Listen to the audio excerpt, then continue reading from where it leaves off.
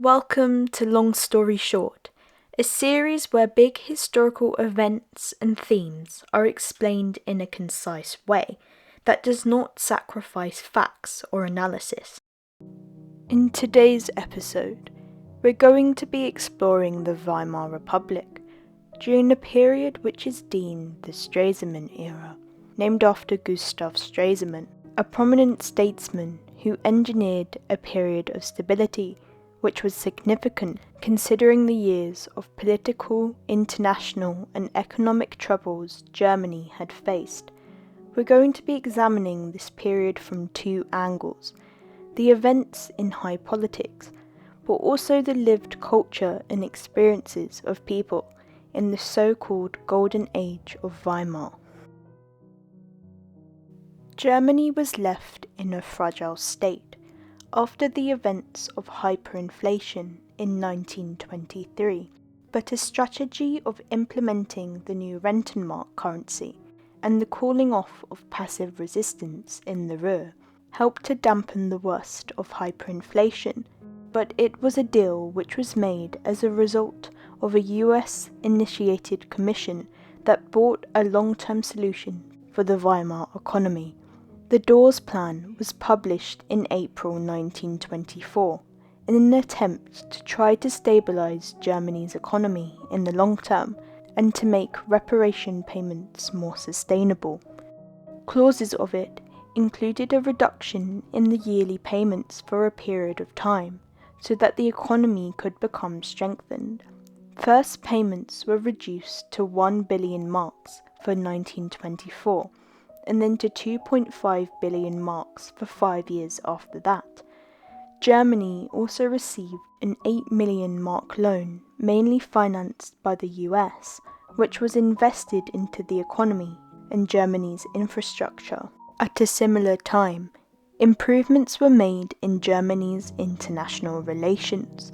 Gustav Stresemann, who was then Weimar's foreign minister, negotiated the Locarno Pact of 1925 with Britain, France, Belgium and Italy. The pact had various clauses, including an agreement that all parties would not use military force against each other unless in self-defense. It also reaffirmed the borders of Germany, France and Belgium to avoid an event like the occupation of the Ruhr again. Since this only covered Germany's western borders, Stresemann also negotiated treaties with Poland and Czechoslovakia. Germany signed the Treaty of Berlin in 1926 also with the USSR, which was a pledge of neutrality in the event another country attacked either party. In the same year, Germany was also finally accepted as a member on the Council of the League of Nations, an indication that Germany's international position had started to significantly improve since the events of the Treaty of Versailles. This was further highlighted by the Kellogg-Briand Pact of 1928, which was a document which denounced the use of war to settle or enforce international relations. Germany signed the pact as an equal. Another important occurrence in Weimar Germany was the Young Plan, another reparation negotiation meant to balance payments so they did not overburden the German economy.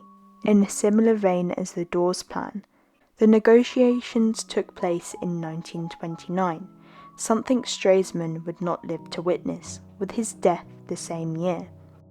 The Young Plan proposed an overall reduction in the amount Germany would have to pay in reparations to 121 billion marks to be paid over 59 years.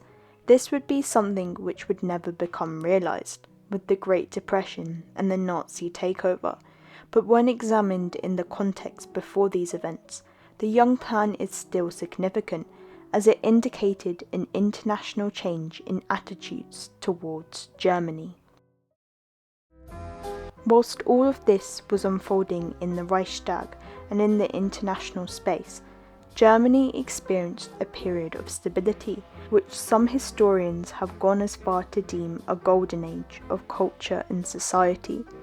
With the improvements of the economy from 1924 with the Dawes Plan, living standards rose across Germany. State efforts improved people's lives.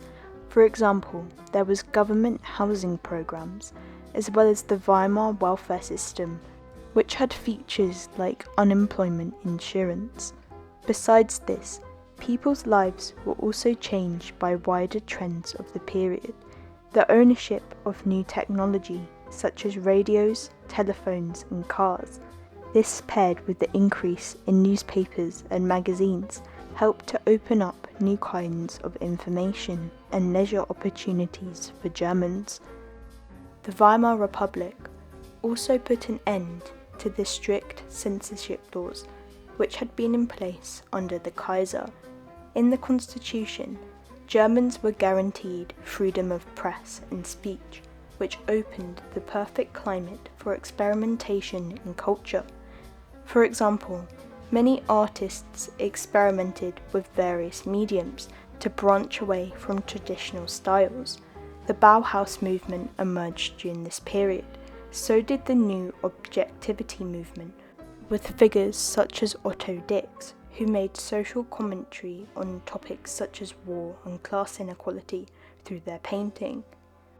By 1929, there were around 500 cinemas across Germany, which helped to showcase experimental works in film, from Nosferatu, which was vital to the horror genre, to Fritz Lang's Metropolis, with its criticisms of capitalism and industrialism.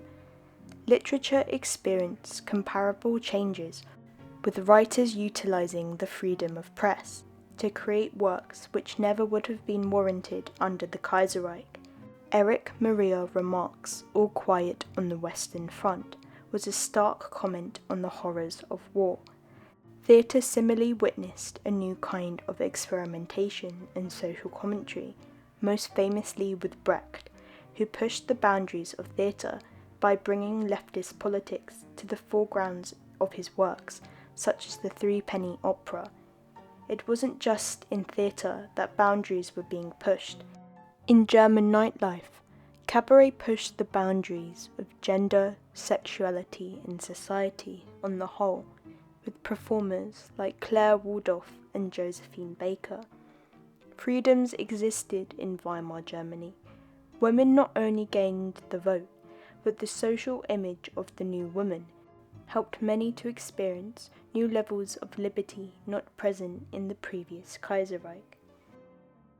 Although it is easy to view the Weimar Republic, coloured by a lens informed by the future of its destruction, it is still crucial that the Republic, especially in its golden age, is recognised as having its own legacy, a time where people in the context did not anticipate the rise of the Nazis.